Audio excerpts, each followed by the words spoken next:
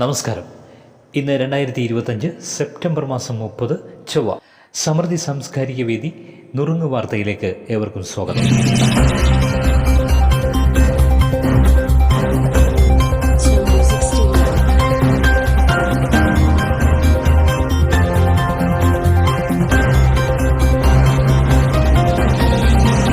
സമൃദ്ധി സാംസ്കാരിക വേദിയുടെ രജിസ്ട്രേഷൻ നടപടികൾ ഒക്ടോബർ മാസം 7-ാം തീയതിക്ക് മുമ്പ് നടക്കുമെന്ന് മുഖ്യ അധ്യക്ഷൻ അനിൽ കൊല്ലം അറിയിച്ചു. ഓരോ ബോർഡ് അംഗങ്ങളും 5 പുതിയ അംഗങ്ങളെ വീതം കുടുംബ വാട്സപ്പ് ഗ്രൂപ്പിൽ ചേർത്ത് വയ്ക്കണമെന്നും അദ്ദേഹം ഓർമ്മപ്പെടുത്തി. ജനങ്ങളും രാജ്യവും സ്വയം പര്യാപ്തമാകുന്നതിൻ്റെ പാത സ്വദേശിയിലൂടെ മാത്രമാണെന്ന് പ്രധാനമന്ത്രി നരേന്ദ്രമോദി.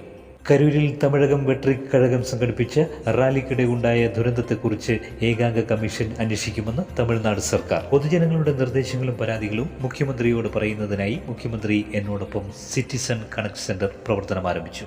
ഇറാനെതിരെ ഐക്യരാഷ്ട്രസഭ വീണ്ടും സാമ്പത്തിക സൈനിക ഉപരോധം ഏർപ്പെടുത്തി.